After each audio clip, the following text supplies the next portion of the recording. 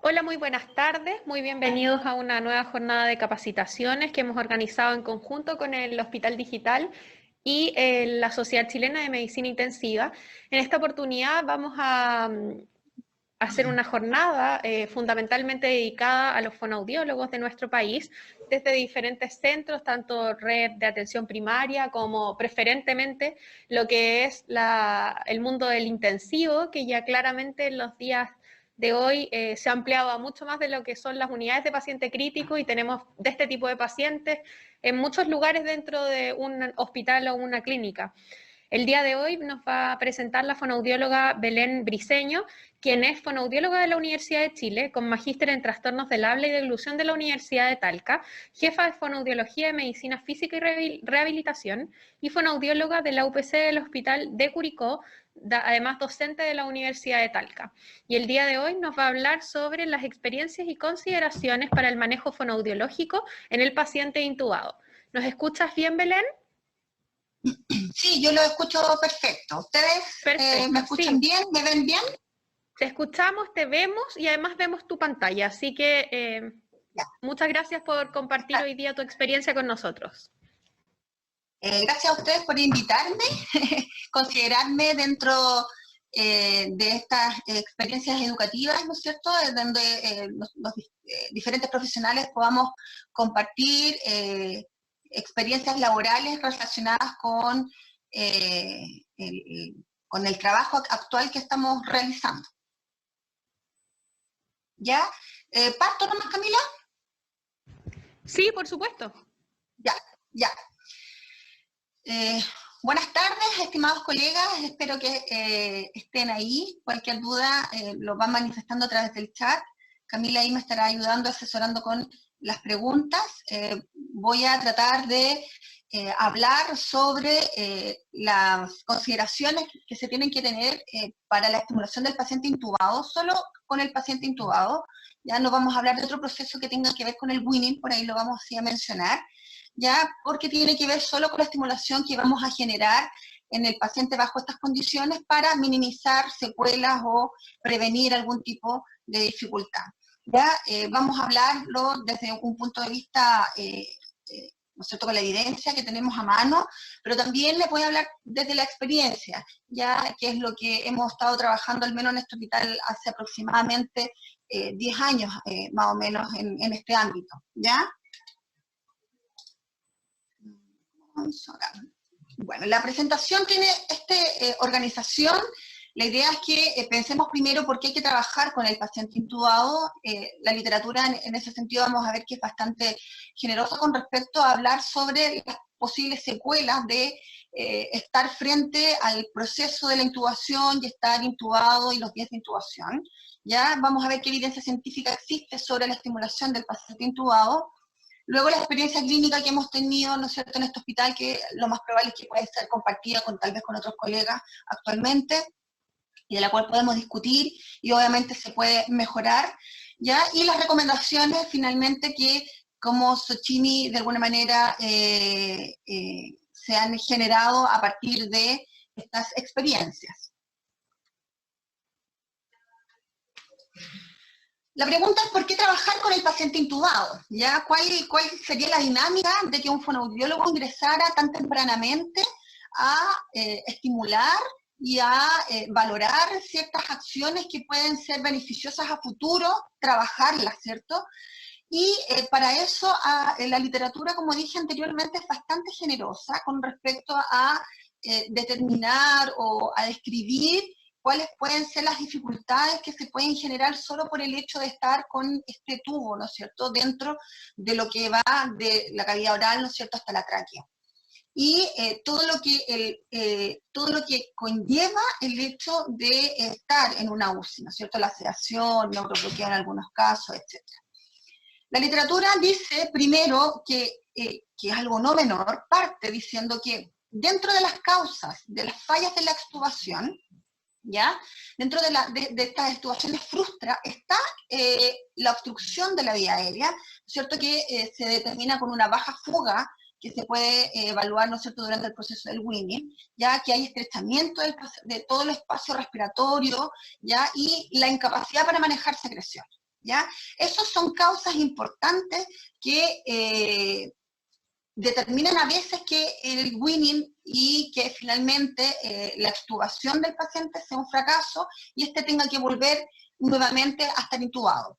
O que esto, ¿no es cierto?, genere un mal manejo desde un inicio y sea muy dificultoso tratar de weanearlo finalmente y que no pueda salir del ventilador.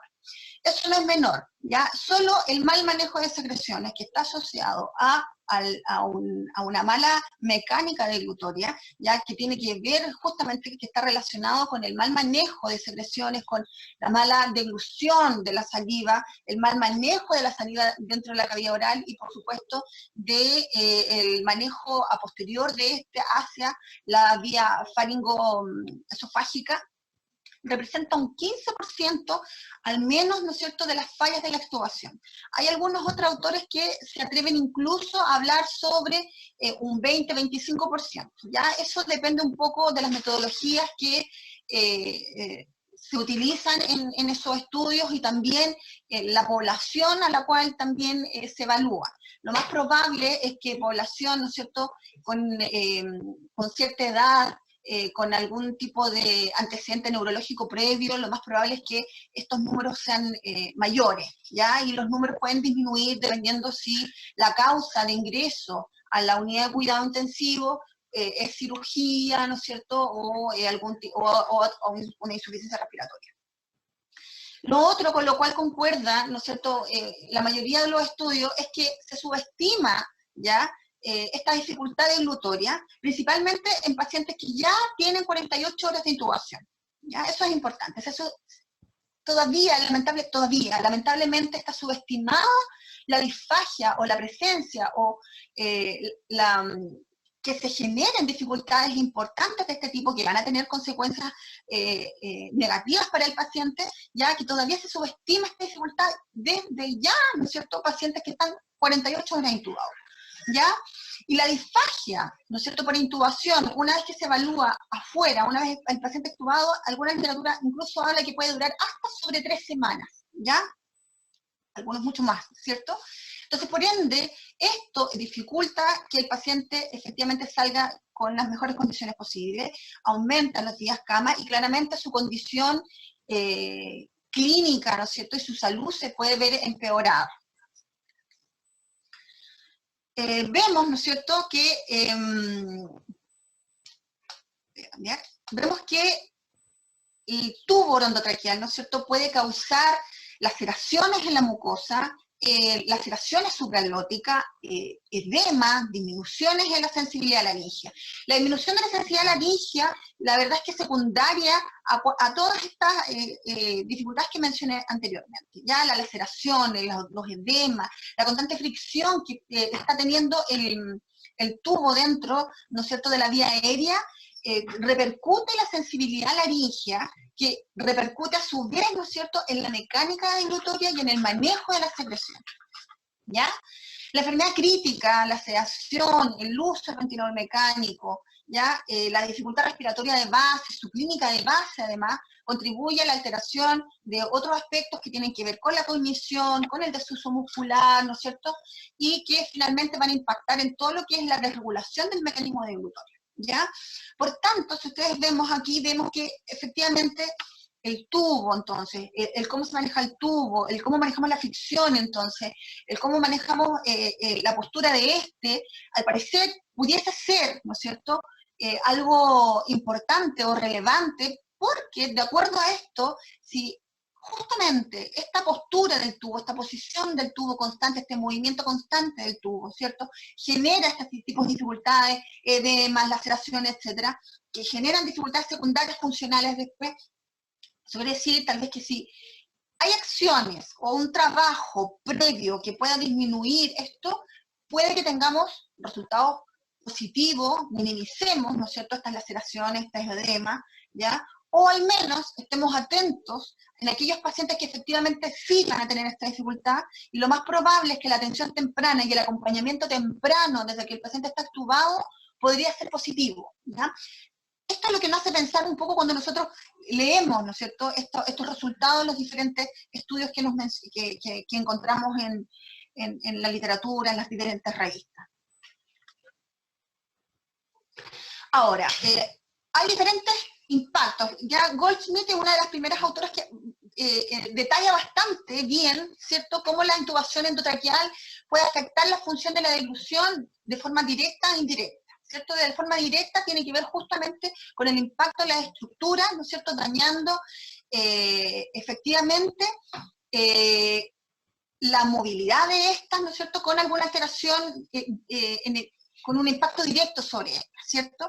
Esto está relacionado justamente con el momento y la técnica de intubación, ¿no es cierto? La agitación del paciente, cómo a lo mejor se comporta durante el proceso de la intubación y mientras está intubado, que no es menor, ¿ya? Y estas manifestaciones luego las vamos a ver desde el punto de vista funcional a través del funcionamiento de los pliegues vocales, ¿no es cierto?, edema supraglótico, presencia de granuloma, subluxación aritenoidea, ¿cierto?, parálisis cordales, etcétera, ¿ya? Y claramente estas anormalidades estructurales, ¿cierto?, pueden afectar y comprometer la conferencia glótica desde el punto de vista de como efecto protector mecánico de la vía aérea, ¿no es cierto?, que está muy relacionado con la tos, ¿cierto? Y también con lo que tiene que ver con los aspectos fonatorios, ¿cierto? Ahí tenemos la protección de la vía aérea como efecto mecánico y también desde el punto de vista funcional, desde la fonación y la comunicación, ¿cierto? Y eso también secundariamente puede generar daños, ¿no es cierto?, en la sensibilidad laríngea, y que repercute en que los umbrales de reacción que tenga la vía aérea para reaccionar ante la protección estén muy deficientes, ¿ya? Y las respuestas empiezan a ser muy lentas o no hay respuesta definitivamente, ¿ya? Por tanto, al parecer, efectivamente nos vuelven, ¿no es cierto?, a reiterar que una de las conclusiones que podemos sacar es que efectivamente si hacemos, ¿no es cierto?, algún tipo de programa el que pueda ayudar a manejar justamente que este tubo haga la menos fricción posible o que genere el menos impacto posible dentro de la vía aérea, podríamos a lo mejor minimizar algún tipo de secuela o prevenirla, ¿no es cierto? Ahora, la capacidad reducida, ¿no es cierto?, la falta de sensibilidad va a generar que la capacidad, ¿no es cierto?, de detectar secreciones orofaringeas se reduzca. ¿Ya? No solamente orales, sino que faringea y laringotraqueal. Ya las inhibiciones de las respuestas orales se van a ver, ¿no es cierto?, muy afectadas, y claramente el aumento de riesgo de aspiración mientras, ¿no es cierto?, se está con el tubo, aumenta mucho más que estando con el tubo. A ver, el hecho de tener un tubo ya aumenta, ¿no es cierto?, el riesgo de aspiración. Pero si a eso se suma que además este tubo genera que la mecánica además efectivamente esté afectada, el riesgo aumenta mucho más, ¿ya? No es lo mismo a lo mejor tener un paciente que está con un tubo pero que mantiene su mecanismo dilutorio o sus defensas activas, lo más probable es que aunque tenga ese tubo, esa vía de alguna manera trata de defender. No es lo mismo tener este mismo paciente, ¿cierto?, intubado sin ese mecanismo, porque lo más probable es que el riesgo y el aumento de la aspiración sea mucho mayor, ¿ya? El tubo orotraqueal, ¿no es cierto?, impacta la musculatura faríngea, mantiene abierta la glotis, ¿no es cierto?, afecta a esta musculatura intrínseca que está constantemente haciendo un esfuerzo, ¿ya? Hay un desuso también, ¿no es cierto?, general de la musculatura que afecta a toda la musculatura oral, lingual, ¿no es cierto?, mandibular. Y esto, ¿no es cierto?, también hace que los procesos musculares asociados a la mecánica dilutoria estén también más deficientes, ¿ya? Especialmente, ¿no es cierto?, o sea, solo por el hecho de estar sedado, algunas veces neurobloqueado, sin considerar aún, ¿cierto?, la patología de base o la razón por la cual el paciente está actualmente en la UCI. Bueno, en este caso, ¿no es cierto?, que lo que nos convoca por una dificultad respiratoria, una neumonía grave, una insuficiencia respiratoria importante, ¿cierto? Ahora, otro aspecto que se ve al parecer muy afectado por estar en este proceso de intubación es la coordinación neumodeglutoria, ¿ya? Este patrón de dilución, ¿no es cierto?, patrón de dilución-respiración se ve afectado y se ve, lo podemos evidenciar cuando el paciente es extubado, especialmente en este periodo, ¿no es cierto?, en donde el paciente es extubado y se está adaptando nuevamente, ¿no es cierto?, a ventilar por sí mismo, ¿ya? La literatura habla que que es un periodo, ¿no es cierto?, de 1 hora, 2 horas, incluso en algunos pacientes, y que ese periodo es crucial porque en ese periodo la coordinación hemoglutoria se puede ver muy afectada, y en ese instante el riesgo de aspiración por el mal patrón de deglución-respiración, ¿cierto?, es muy perjudicial, y efectivamente en esas 2 horas el paciente puede volver a ser reintubado. Y desde ahí, ¿no es cierto?, nace un paper que habla que las decisiones clásicas para extubar o para decidir extubar están relacionadas con medidas ventilatorias, cognitivas y sistémicas. Pero al parecer falta, ¿no es cierto?, faltaba algo más para generar mejores decisiones, ¿no es cierto?, o aumentar la fidelidad de la decisión de sacar al paciente con el menor riesgo posible. Y ahí en el 2008 nace un muy buen paper que habla que, al parecer, ¿no es cierto?, efectivamente, la deglución es una función que se debiese evaluar ya en el periodo del weaning, y que puede ser un predictor de éxito de extubación, especialmente en aquellos pacientes que no manejan secreciones. Y eso sale en el 2008. Lo cuento porque ese fue el primer paper justamente en el 2008 que pudimos acceder, y nosotros comenzamos en el hospital en el 2008 justamente con los pacientes intubados que no estaban sedados completamente, sino que ya estaban despertando, y empezamos a hacer este acompañamiento desde que el paciente despertaba, y empezamos a tratar de idear un mecanismo, ¿no es cierto?, con una pauta que nos pudiese decir ya cómo vamos a evaluar el mecanismo protector de la vía aérea que justamente pueda ayudar a la decisión de extubar. Así partimos, ¿ya? Primero, ¿no es cierto?, esa fue la línea, con los pacientes que iban despertando, ¿ya? Y idear, ¿no es cierto?, a partir de ahí, con toda esta información previa que teníamos, cómo podríamos, ¿no es cierto?, buscar signos que nos dijeran que efectivamente el paciente estaba con una muy buena mecánica y con buenos mecanismos protectores de la vía aérea versus aquellos que tenían efectivamente esto más deficiente, ¿ya? Goldsmith vuelve a decir entonces que los efectos de la intubación pueden ser por traumas laringeos, reducido cierre glótico, ¿no es cierto?, desuso y atrofia muscular, y descoordinación, ¿no es cierto?, del patrón de eglución. Este es como un resumen que en el 2000 ya empieza a aparecer a través de Goldsmith con un muy buen paper, ¿no es cierto?, bastante completo sobre cuáles son los efectos, y ella reúne, ¿no es cierto?, es un estudio bibliográfico bastante amplio. Y luego ya en el 2013, ¿cierto?, aparece este estudio también, esta información de Match, ¿no es cierto?, que también es muy completa, y que nos habla que la disfagia adquirida en UCI se debe a alteraciones del sensorio, ¿no es cierto?, a reducida sensibilidad laringea, a alteraciones en la coordinación neumodeglutoria, ¿no es cierto?, al reflujo gastroesofágico, a la debilidad muscular y el trauma orofaringeo laringeo. Esto es súper importante, estas 2 diapos, porque a partir de esto es como uno se organiza entonces con un plan de estimulación para tratar de abarcar cada una de estas áreas, ya de tal manera que podamos hacer una planificación y acciones que puedan ayudar y favorecer, ¿no es cierto?, la disminución de las secuelas y la prevención de esta en cada uno de estos ámbitos. Entonces eso quiere decir que cuando hacemos un plan, un proyecto, ¿no es cierto?, vamos a proponer acciones fonoaudiológicas que puedan favorecer específicamente al paciente intubado, tendrían que cualquiera de las acciones que hagamos, al menos una, ¿cierto?, ir enfocada a cada uno de estos ámbitos para que efectivamente cumplamos con un plan preventivo y estimulación completo y acorde a las dificultades que un paciente intubado, ¿no es cierto?, puede llegar a tener para estar bajo este proceso, ¿cierto?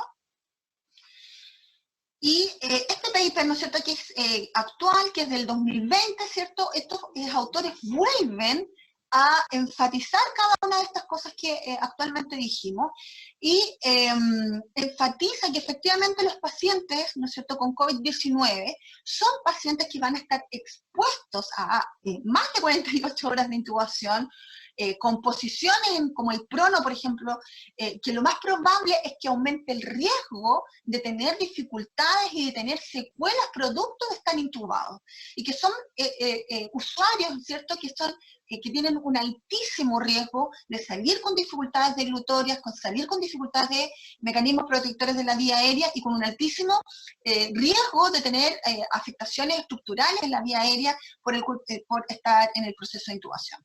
Es un muy buen paper que de alguna manera vuelve a enfatizar y a reiterar el riesgo de los pacientes, ¿no es cierto?, actuales de COVID-19 de tener cada una de estas dificultades que hemos estado mencionando y discutiendo. Ahora, los factores favorecedores para que se generen dificultades estructurales, ¿no es cierto?, o funcionales, es la duración de la intubación, el tamaño del tubo, las intubaciones repetidas o traumáticas, cómo fue el proceso de intubación, la fricción continua entre el tubo y la mucosa, ¿ya? Por eso es súper importante la postura del paciente, incluso cuando está sedado, cómo se mueve, especialmente cuando se hace aseo, ¿no es cierto? Ahí hay que hacer un trabajo de equipo súper mancomunado para ver cómo movilizamos a este paciente y cómo va a ser el despertar y cómo vamos a acompañar el despertar a este paciente justamente para que la agitación, ¿no es cierto?, no nos juegue en contra de un trabajo a lo mejor previo que hemos hecho de cuidado, de fricciones justamente del tubo con estos pacientes, ¿ya? Y de las infecciones orales, ¿no es cierto?, las irritaciones, UPP, ¿no es cierto?, y el reflujo que se puede ver afectado. Entonces nos van a generar lesiones precoces. Cuando se hablan de lesiones precoces son aquellas lesiones que uno puede detectar desde que el paciente se extubó, ¿cierto?, porque clínicamente lo escuchamos, ¿cierto? Escuchamos una voz muy difónica o a veces afónica, ya que no se recupera dentro de las 48 horas, de lo cual uno puede, ¿no es cierto?, pensar que puede haber alguna dificultad ahí ya presente, ya, y hay lesiones tardías por extubación que pueden ser lesiones que los signos que nos pueden indicar esta lesión aparecen de varios días después de haber sido extubado, ¿ya? Como una estenosis a lo mejor, ¿ya? Y las alteraciones funcionales por extubación, que también son alteraciones que podemos ver desde el minuto que el paciente se extuba, ¿ya? Eso desde lo clásico, pero la verdad es que estas alteraciones, ¿no es cierto?, precoces, y estas alteraciones funcionales, si hacemos un trabajo muy temprano en el paciente intubado, la verdad es que se pueden determinar de forma muy temprana. Es decir, si nosotros tenemos acceso ya desde el día 1 que el paciente ingresa a la intubación, ¿cierto? Si tenemos acceso desde ahí, lo vamos acompañando de forma diaria y constante, y más de una vez al día, lo más probable es que, aparte de disminuir si hacemos un trabajo, pero si esto de la misma forma ocurre, ya vamos a estar mucho más preparados, y lo más probable es que le podamos decir al equipo de forma mucho más temprana que lo más probable es que este paciente salgan con algún tipo de dificultad, escuchamos un edema, ¿cierto? Porque podemos hacer, bueno, después vamos a ver qué pasa con el COVID, pero antes nosotros podíamos ocultar, podíamos manejar un poco la presión del CAF, habían cosas que podíamos hacer de forma muy temprana, que nos iban indicando cómo íbamos trabajando, ¿cierto? Cómo teníamos que ir estimulando al paciente, y las respuestas del paciente nos iban diciendo cómo vamos y si efectivamente nos podríamos encontrar con lesiones o no. Y con alteraciones funcionales por extubación que están relacionadas con el manejo de la vía aérea, con el manejo de las secreciones y con todo lo que tiene que ver con los mecanismos protectores de la vía aérea. Ahora, ¿qué signos y dificultades he mencionado que están relacionados con la intubación? A grandes rasgos, ya candidiasis orales, hiposalias, mucositis, dificultades periodontales, trismus, úlceras linguales, labiales, ¿no es cierto?, la falta de movilidad lingual. Ya cada una de estas cosas que pueden ser minimizadas, pueden ser muy bien trabajadas de forma previa si hacemos un plan de estimulación, ¿cierto?, para cada uno de estos signos que pudiesen aparecer. ¿Ya? ¿Qué signos de dificultad en disfagia se han observado por extubación? Solo puse los más nombrados, hay muchos más, pero los que más nombran: babeos, atoros, voz húmeda, excursión laringea limitada, dolor al tragar, degluciones múltiples, ¿no es cierto?, preparación oral muy lenta, ¿no es cierto?, de los alimentos, que pudiésemos indicar que lo más probable es que haya una dificultad ahí, muscular importante, oral. Si ustedes se fijan, cada una de estas cosas, nosotros fonobiológicamente se puede hacer un muy buen trabajo, y cada una de las acciones que vamos a empezar a mencionar puede repercutir positivamente en que estos signos no aparezcan o aparezcan de una forma muy leve, ¿ya?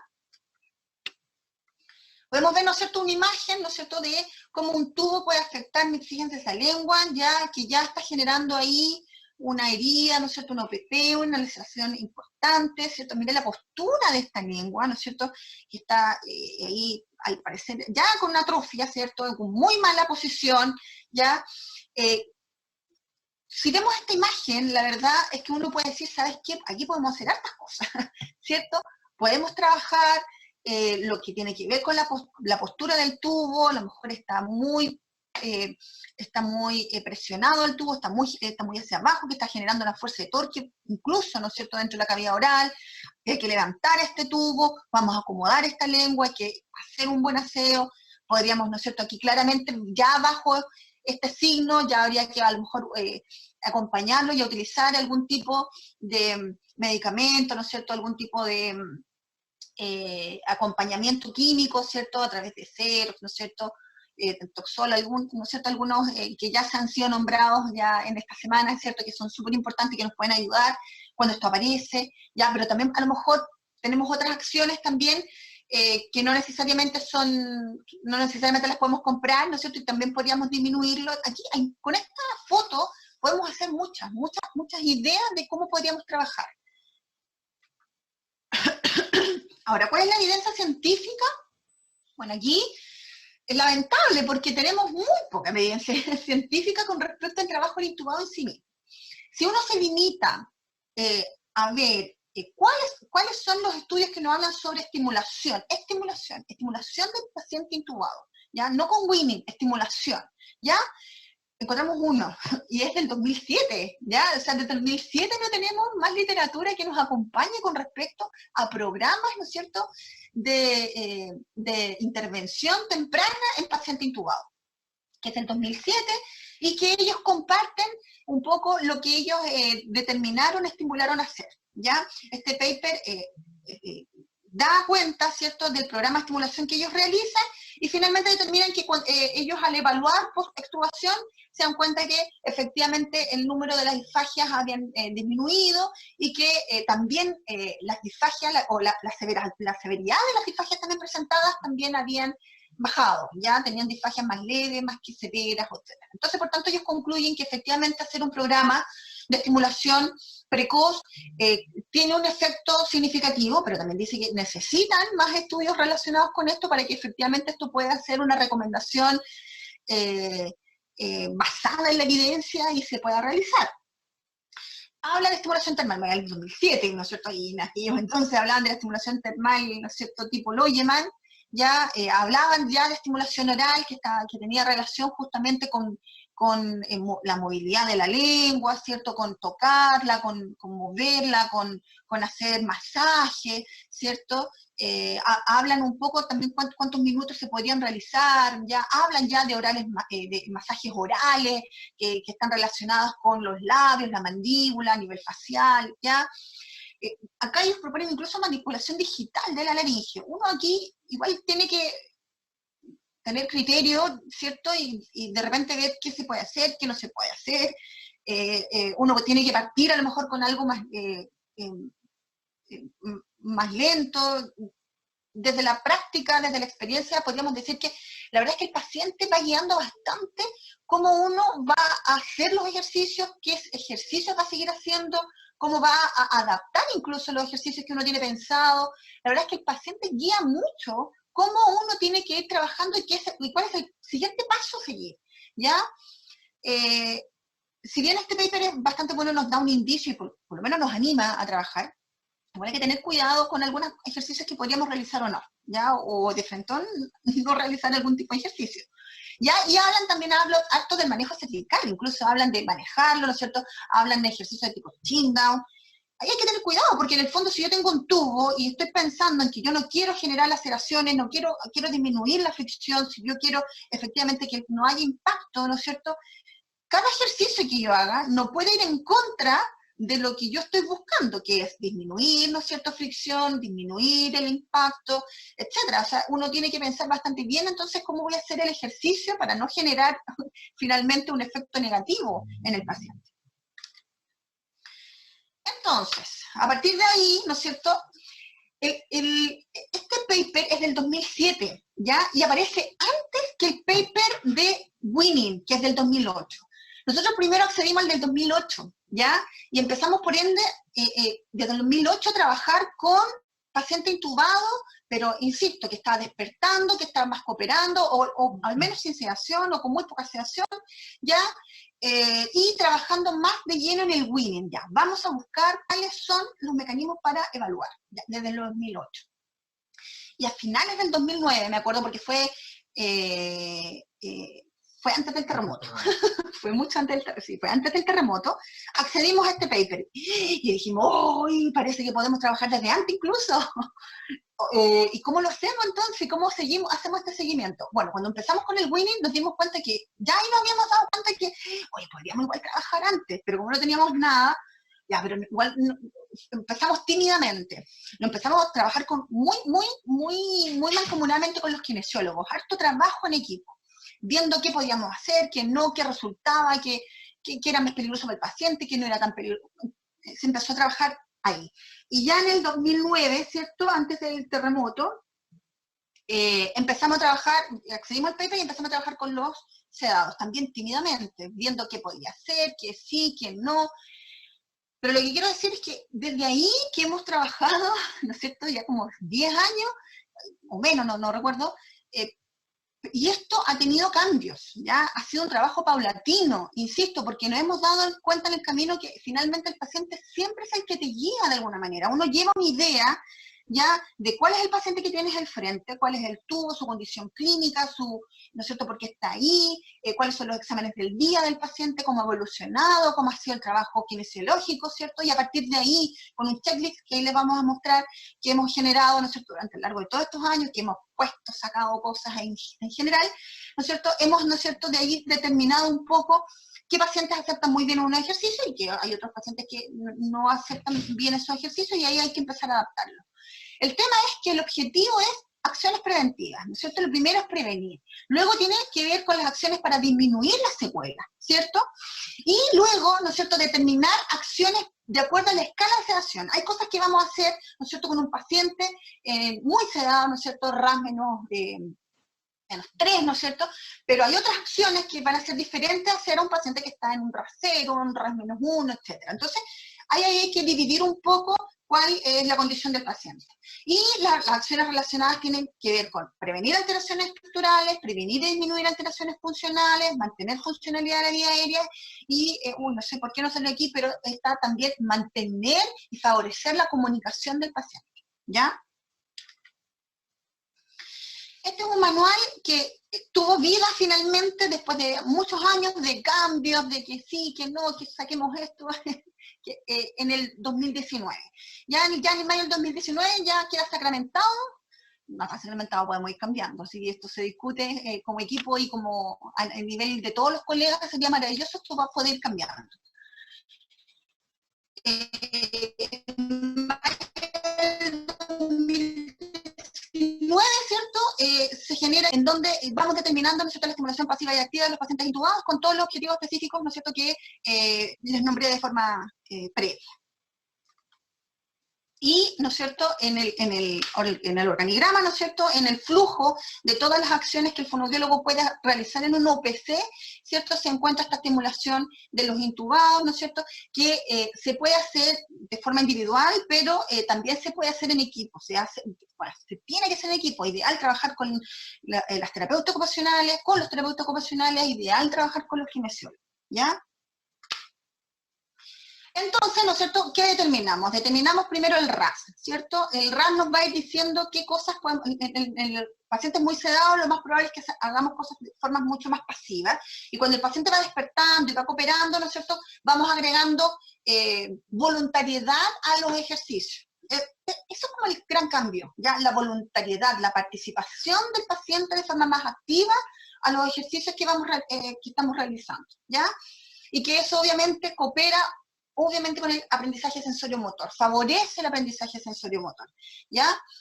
El posicionamiento general, ¿cierto?, que tiene que ir, ¿no es cierto?, en relación con el posicionamiento cervical y cráneo-mandibular, ¿ya? Que esto tiene que ir en sintonía con la posición y la postura del tubo.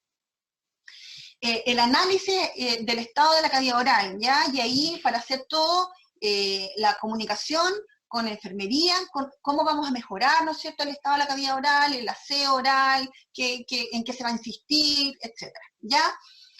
Hacer un análisis del estado muscular general del paciente versus también del estado facial, labial, lingual, ¿no es cierto?, laringio, etcétera. Hay que hacer un análisis de cómo estamos.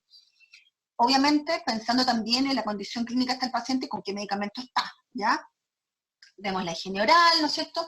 Vamos viendo el análisis de los reflejos, que si está muy sedado, obviamente vamos a ver qué reflejos espontáneos tiene, ¿no es cierto? Si los tiene o no los tiene, y a la estimulación si también reacciona o no reacciona, ¿ya? Vamos a ver acciones pasivas, activas musculares, intraorales, ¿ya? Que están relacionadas con labios, mandíbulas, ¿no es cierto? Lengua, paladar, ¿ya? Musculares cérvico-mandibulares, ¿ya? Que tienen que ir muy de la mano de la postura del tubo, ¿ya? Insisto.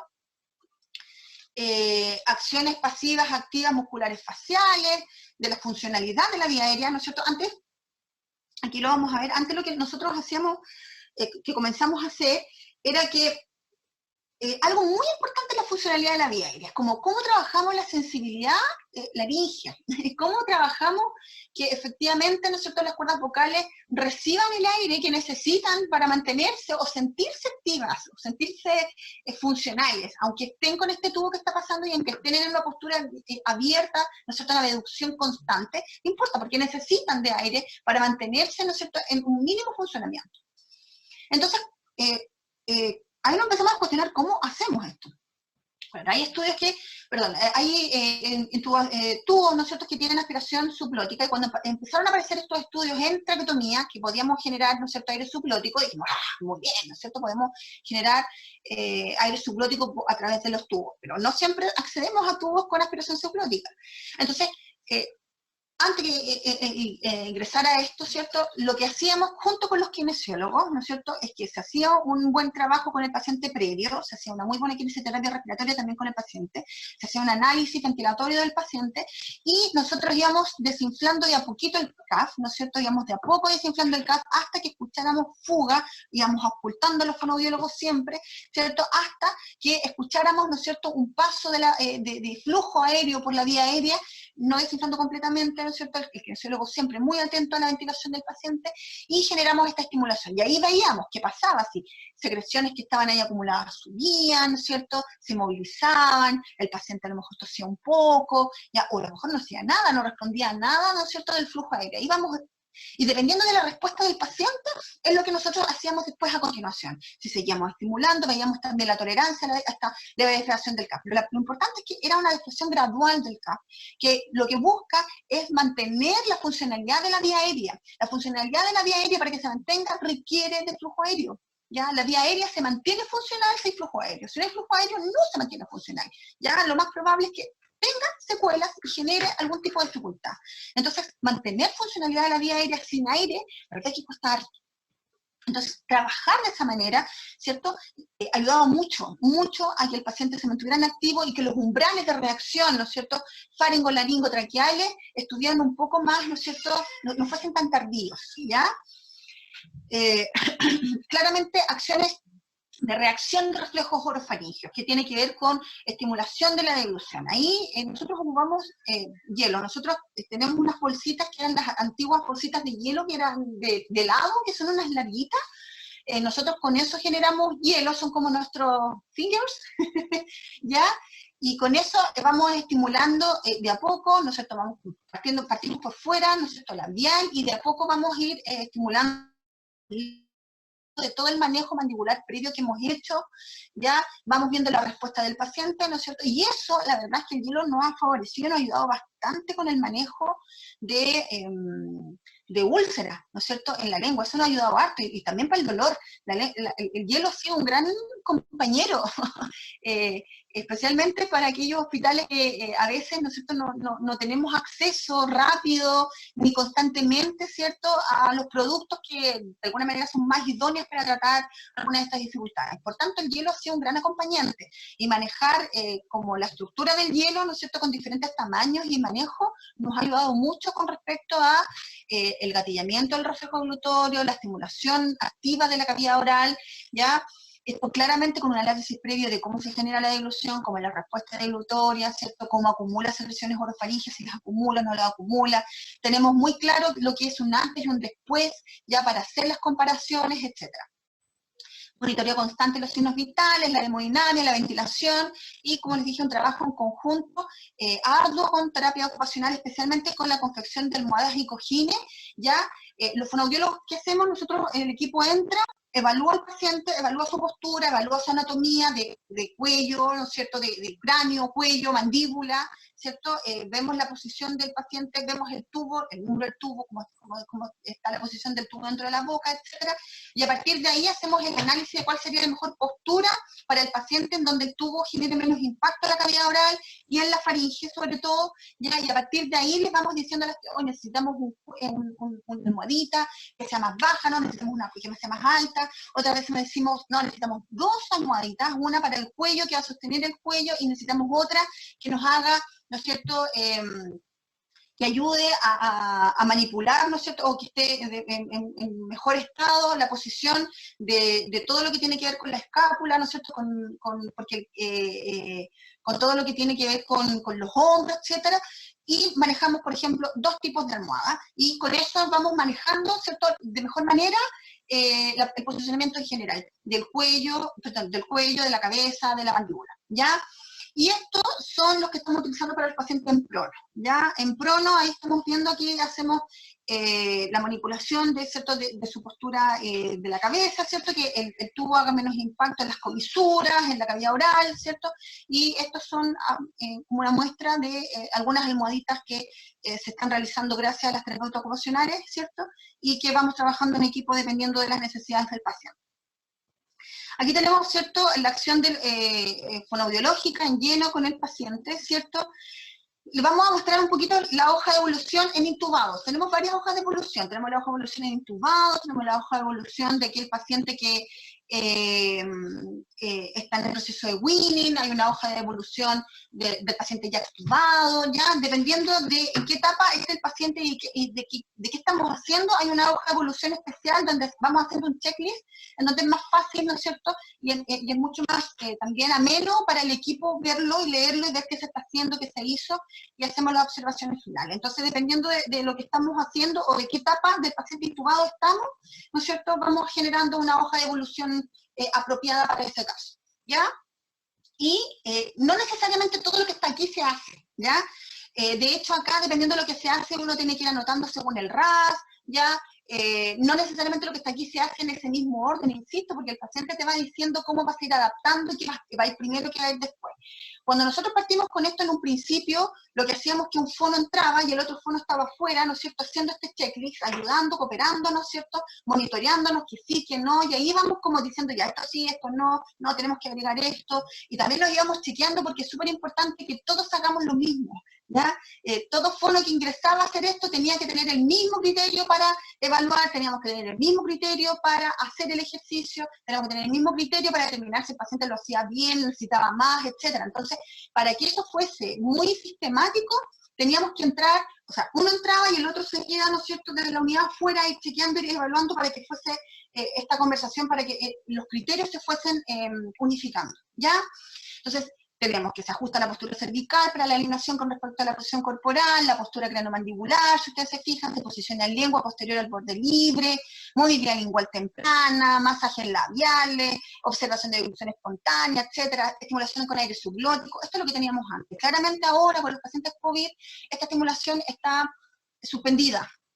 Ya no hacemos deflexión, no estamos haciendo deflexión de CAF, no estamos haciendo estimulación con aire subglótico en un paciente intubado, ya, entonces por ende ahí estamos full trabajando, viendo cómo, ideando cómo mantener la funcionalidad de la vía aérea a través de la estimulación orofaringea, la verdad, que a lo mejor si a partir de ahí, ¿no es cierto?, podemos de alguna manera que la vía aérea no se vea tan, ¿no es cierto?, afectada, y full trabajando posicionamiento para que los impactos del tubo sean lo menor posible, ¿ya? Implementación de comunicación alternativa, etcétera. Es un checklist, la verdad, bastante amplio, cual la idea de alguna manera es que nos facilite lo que tenemos que hacer, cómo lo vamos a hacer, ¿ya? Y aquí a los lados vamos poniendo el check de lo que se hizo, lo que no se hizo.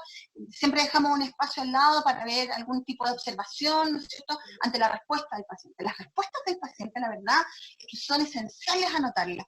Nos hemos dado cuenta que a veces la respuesta del paciente, ¿no es cierto?, con un rechazo o con hiperextensiones o pacientes que responden con hipertensión en general, son pacientes que despiertan con dolor, despiertan con algún tipo de dificultad, ya esas respuestas tempranas en pacientes pasivos, ¿no es cierto?, en pacientes sedados, nos pueden indicar cómo va a ser el despertar de ese paciente, si va a ser un despertar con mucho dolor, si va a estar más agitado, etc. Es esencial ese trabajo y que sea súper sistemático, ya, de analizar lo que hacemos, pero también analizar la respuesta del paciente, ¿ya? También tenemos algunos checklists, ¿no es cierto?, de pacientes en posición supina, ¿no es cierto?, en prono, etc. ¿Ya? Y las recomendaciones, la verdad, las recomendaciones están en la Suchini, con Rodrigo Tobar, estamos hace un tiempo tratando, nos reunimos, yo le envío un cariñoso saludo, Rodrigo. Con Rodrigo también estamos trabajando junto con el equipo de fonos de acá, ¿cierto?, en dar estas recomendaciones, enfatizar de que si bien estamos nombrando lo que se hace, aquí igual hay algo sistemático detrás, ¿ya? No es llegar y movilizar la lengua, igual hay que ponerse de acuerdo en cuánto tiempo vamos a movilizar la lengua, cuál es la movilización exacta que vas a utilizar, qué tipo de movilización vas a hacer, cuántos segundos vas a mantener, ¿ya? ¿Qué tipo de movimientos linguales vas a favorecer primero, con cuáles vas a seguir, ¿ya? ¿Cuál es el tiempo, ¿no es cierto?, dedicado a trabajar eso. Es súper importante ponerse de acuerdo y hacerlo. Eso es relevante para los resultados después, ya para que sean resultados efectivos, ¿no es cierto?, de los cuales realmente podamos decir, el trabajo fonoaudiológico aquí tuvo un efecto positivo y favorecedor en el paciente. Ya hay que ponerse de acuerdo muy bien cómo van a ser los masajes, el tipo de masaje, la fuerza en el masaje, cuánto tiempo es el masaje para antes, para después, en algunos pacientes para antes, en otros pacientes para después, en algunos pacientes vamos a favorecer más el masaje, en otros no, vamos a favorecer más la movilidad, etc. Lo importante es que uno sepa que este tipo de estimulación es dinámica, no es como esto todo lo hago así, eso no es así. Esto es dinámico y depende de la clínica del paciente y de las respuestas del paciente, ¿ya? Y eso nos va a ir determinando cómo va a ir, ¿no es cierto?, generándose esta estimulación y cómo se va a ir adaptando esta estimulación al paciente intubado que tenemos, ¿no es cierto?, enfrente. Y las recomendaciones, los invito, ¿no es cierto?, a que bajen a la de los Suchini, ahí se hizo unas recomendaciones generales, pensando en aquellas UCIs que tienen fonoaudiólogo y en aquellas que no tienen fonoaudiólogo, y en aquí a lo mejor fonoaudiólogos que todavía no pueden ingresar al paciente intubado, ya, pero que lo más probable es que más adelante sí puedan. Claramente, llamar al criterio fonoaudiológico de todos nosotros, ¿no es cierto?, cosas que podemos hacer, cosas que no podemos hacer, no es el minuto de improvisar en este minuto, de probar, pero si hay algo que podemos hacer de forma segura y que manejamos y que confiamos, nos dominamos claramente, sí hay que hacerlo. Es ideal, ¿cierto?, tratar de conversarlo en equipo, con el kinesiólogo, el fonoaudiólogo, con la enfermera, con la terapeuta, ¿cierto? Y también a lo mejor si tenemos la instancia de conversarlo con los mismos colegas a nivel nacional, claramente es una invitación para sistematizar el trabajo y efectivamente los criterios sean unificados. ¿Ya? Muchas gracias. Belén, muchas gracias por tu exposición. La verdad es que muy necesaria, yo creo, para todos los fonoaudiólogos del país. Hay algunas preguntas en los chats que nos gustaría que ¿Ya? fuéramos resolviendo. La primera es cómo Ya. se puede trabajar la disfagia y la disfonía post-extubación con un paciente que no comprende instrucciones. Uy, qué difícil. Es difícil, bueno, eso es más de post-extubación que de intubación, ¿ya? Pero la disfagia en un paciente que no coopera, ¿cierto? Primero hay que hacer una evaluación, es súper importante la evaluación, ¿ya? ¿Cómo podemos acceder a esa evaluación del paciente que no coopera? ya lo más probable es que la intervención en un paciente que no coopera va a ser sí o sí compensatoria. Es muy difícil que podamos hacer acciones de rehabilitación asociados o facilitando el aprendizaje sensorio-motor. Lo más probable es que así no sea. ¿Ya? La no cooperación, ahí lo más probable es que el énfasis en una primera instancia, más que trabajar la disfonía, más que trabajar a lo mejor la dilución, porque lo podemos hacer de forma compensatoria en un inicio, lo más probable es que ahí el énfasis del trabajo inicial es el trabajo cognitivo, ya a lo mejor hacer un trabajo bien unido con la terapeuta ocupacional y enfatizar en una primera instancia en la cooperación del paciente, ver si puede cooperar, por qué no coopera, ¿no es cierto? Si es un tema delirioso, efectivamente, o hay una dificultad neurológica detrás de todo esto, una secuela neurológica de la cual tengamos que manejar. ¿Ya? Entonces, en un principio, tal vez tenemos que ver eso en una primera etapa y de ahí seguir avanzando con acciones de rehabilitaciones más activas si es que podemos acceder a ellas. Porque en una de esas no podemos acceder a ellas. Súper. Otra pregunta es, ¿cuál sería un momento bueno para el ingreso del equipo de fonoaudiología a la UCI, pensando en la situación actual que estamos viviendo, donde probablemente están restringidas las visitas, los pacientes además están más solos, probablemente hay aumento de la carga laboral, tanto del equipo de fonoaudiología como el kinesiólogo, etcétera? ¿Y cuál podría ser una estrategia de coordinación con el mismo equipo de salud para hacerlo en forma más efectiva, quizás? Ya. Mira, aquí podemos tener varias líneas. Mira, si tú me preguntas a mí, ¿qué es lo ideal? Para mí lo ideal es que un fonoaudiólogo esté dentro de la UCI trabajando con el paciente intubado desde que éste está intubado. Eso es lo ideal, no para el fonoaudiólogo, no para el equipo, es lo ideal para el paciente. ¿Ya? Porque con un muy buen trabajo temprano se pueden disminuir secuelas, se va a favorecer positivamente lo que el paciente necesita y lo más probable es que incluso se pueda disminuir días cama por complicaciones a futuro. Si ustedes me preguntan a mí, yo siento que es ideal que un fonoaudiólogo pueda estar participando de forma activa, continua, constante, diariamente dentro del equipo del OPC. Eso es lo ideal. Lo ideal para el paciente y para que efectivamente los días cama y las complicaciones que este paciente pueda tener disminuyan. ¿Ya? Eso le va a hacer muy bien no solamente al paciente, sino que también al equipo de salud y a todo lo que tiene que ver incluso con la carga laboral de la UCI. ¿Ya? Si ustedes me preguntan eso es lo ideal. Si no estamos frente a esa realidad lamentablemente, ¿cierto? Lo que hay que hacer es que el fonoaudiólogo tiene que ir a la UCI, ¿cierto? Y determinar qué acciones puede hacer. Desde el punto de vista intubado, si lamentablemente no podemos ingresar, ¿cierto? Sí se puede hacer un trabajo indirecto. Y tal vez lo que se puede hacer es que el fono trabaje, ¿cierto?, con enfermería o con el kinesiólogo, con el equipo médico, con TENS, por ejemplo, se puede hacer un largo trabajo con TENS en ciertos puntos, por ejemplo, que tiene relación con el posicionamiento, que el tubo quede de esta manera. Fíjense, ustedes pueden hacer un checklist, ¿no es cierto?, indirecto de qué se puede hacer para estar viendo algunas acciones preventivas que se pueden realizar de forma, ¿no es cierto?, general en los pacientes. Eso se podría hacer, por ejemplo. Entonces puede ir el fono a cierta hora, hacer este checklist general, rápido, ¿no es cierto?, o hacer educación con el equipo con ciertas cosas que tienen que ver con el posicionamiento del tubo, del paciente cervical, con alguna estimulación que se puede hacer a nivel extraoral específicamente, ¿cierto? Eso se podría hacer. Si es que, pero el fono tiene que ir a chequear que eso se está haciendo, cómo se está haciendo, ¿ya? Porque coopere, o sea, es decir, coopera con el conocimiento para el resto, pero tiene que ir también, ir a chequear que efectivamente si se está haciendo, no se está haciendo, cómo se está haciendo, ¿ya? Eso podría ser una alternativa, ¿ya? Entonces, cuando no tenemos presencia, se pueden hacer muchas acciones de forma indirecta, entendiendo que es debido a la pandemia, y se pueden hacer acciones indirectas y generar checklists para cada una de esas atenciones indirectas que tiene que ser en un trabajo súper mancomunado para el equipo. Si tú te fijas, esto igual es más pega finalmente para enfermería, para las TENS, porque en el fondo tienen que ir de alguna manera, ir chequeando estas recomendaciones que el fonoaudiólogo puede realizar. Perfecto, la verdad es que nos han llegado varias preguntas, entre esas también, por ejemplo, nos dicen cuál es alguien que probablemente no trabaja en una unidad de cuidado intensivo, nos dice cuál es el proceso de weaning o cómo se escribe. Sé que no quisiste profundizar más allá en eso, pero para que lo dejemos más claro. Sí, eso adelante. Yo creo que el proceso del winning es para una presentación más adelante porque es distinto. Ya el proceso del winning es el proceso, ¿no es cierto? Son las valoraciones que se hace todo el equipo, ya, para determinar la posibilidad de este paciente de ser extubado. Y clásicamente hay valoraciones ventilatorias, cognitivas, médicas, ya para determinar si este paciente está en condiciones o no de sacarse este tubo, ser extubado y ventilar por sí mismo.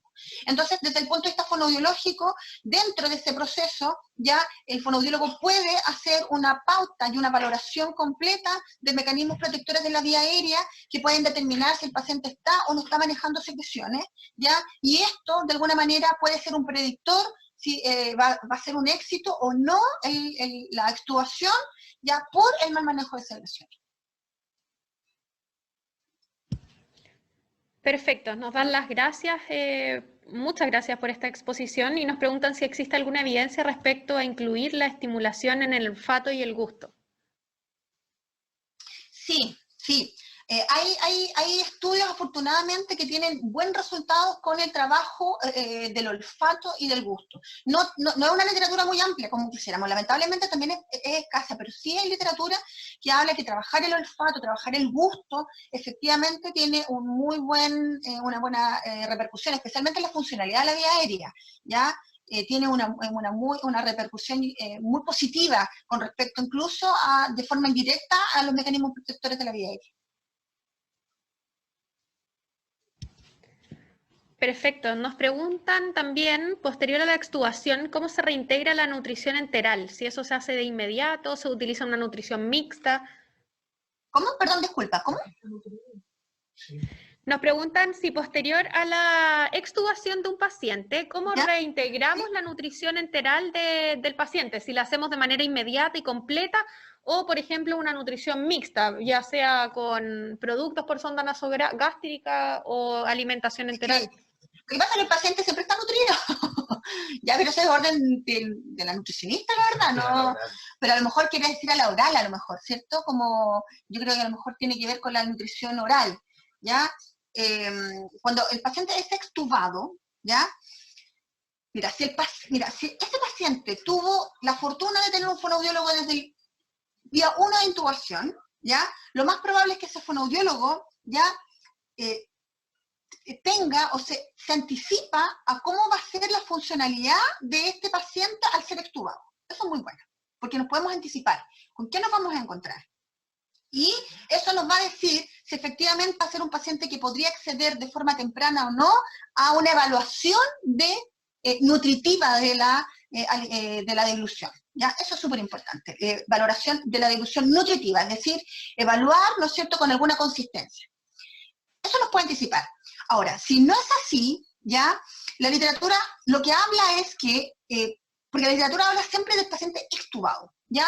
Entonces hablan de la evaluación de la dilución nutritiva, porque piensan siempre en el fono para evaluar de forma nutritiva, para que coma.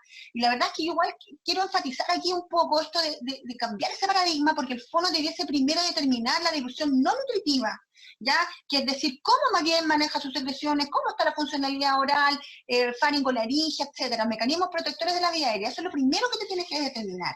Y eso se puede determinar al minuto desde que se extuba. Ahora, si tú acompañas antes al paciente, eso lo ves desde mucho antes.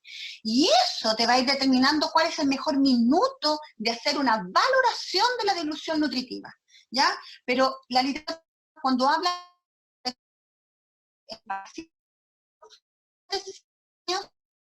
una valoración de la dilución nutritiva a las 48 horas de ser extubado, y cuando tienen sobre 60 años, sobre, ¿no es cierto?, las 48 horas de ser extubado. Y que dependiendo de esa valoración, ¿no es cierto?, es que se va a ir determinando cómo poco a poco se va, hay pacientes que lo más probable es que puedan iniciar alimentación oral, ¿no es cierto?, de forma inmediata, se saca la sonda, se habla con el nutricionista, se hace una muy buena una prueba de tolerancia a la ingesta, ¿cierto?, se hace una buena valoración completa en equipo y se determina, ¿no es cierto?, el retiro temprano de la sonda. Versus otros pacientes que lo más probable es que puede ser un avance mucho más lento y va a ser mixto, y también se habla mucho con la nutricionista, ¿no es cierto?, para determinar cuáles van a ser los niveles de aporte orales, cuáles van a ser los aportes, ¿no es cierto?, desde el punto de vista enteral o parenteral, dependiendo del caso. Belén, hemos respondido gran parte de las preguntas relacionadas con el tema. Solo para aclararles a todos, la presentación es grabada y posteriormente se disponibiliza a través de tanto como los canales de YouTube de Hospital Digital, las redes sociales de la SOCHIMI, básicamente lo que es la página web oficial de la Sociedad Chilena de Medicina Intensiva, y también el Facebook de la Sociedad Chilena de Medicina Intensiva, porque hemos destinado distintos canales y medios para que ustedes puedan acceder en forma posterior y remota a las clases, porque nos han preguntado bastante sobre eso. Ya, darte las gracias, Belén, por la Ya, presentación gracias a del día de ustedes. hoy. La verdad es que se ve que hay hartos fonoaudiólogos conectados y todos agradecen la presentación y también hacen algunas sugerencias, como por ejemplo hablar de Winning o también el manejo de las intervenciones en los pacientes extubados. Así que para que sepan que vamos a plantearlo en la sociedad para que dar más espacios también a los fonoaudiólogos que tanto han intervenido en las unidades, sobre todo de paciente crítico, y que son básicamente claves en la recuperación de los pacientes y sobre todo si podemos actuar en sus inicios, desde, como dice Belén, desde la intubación o mucho antes de ingresar a la UCI, claramente se ve evidenciado en mejoras sustanciales en los pacientes. Así que muchas gracias, Belén. No sé si tienes Gracias a algún ustedes. mensaje general. No, gracias a todos por escucharme. La idea es de que ojalá se genere una discusión con respecto a esto, que favorezca el trabajo y, bueno, sobre todo que favorezca, ¿no es cierto?, los resultados con los pacientes actuales, especialmente en COVID, ¿cierto? Agradezco enormemente a ustedes por la posibilidad de que pongamos a la palestra estos temas, ¿cierto?, y se puedan discutir. Y me parece una excelente idea, ojalá que se den más instancias como esta, con más colegas participando, ¿cierto?, en temas tan importantes como el winning, el trabajo en post-extubación, valorizaciones, ¿cierto? Yo creo que sería un tremendo aporte. Así que muchas gracias a todos. Muchas gracias a todos los participantes. Los invitamos a seguir conectados con nosotros a partir del día. En general estamos de lunes a viernes a las 12. En particular el lunes 15 no vamos a tener una charla programada, pero sí vamos a tener una charla bastante transversal el día martes 16 a las 12 horas con una mesa redonda sobre los cuidados al final de la vida, que la verdad yo creo que es importante que todo el equipo aprenda a hablar sobre este tema y ver algunas recomendaciones que nos hacen los especialistas de la sociedad. Muchas gracias a todos, muchas gracias Belén, nos vemos en una Gracias. próxima. Hasta luego. Ya, igual, chao, gracias.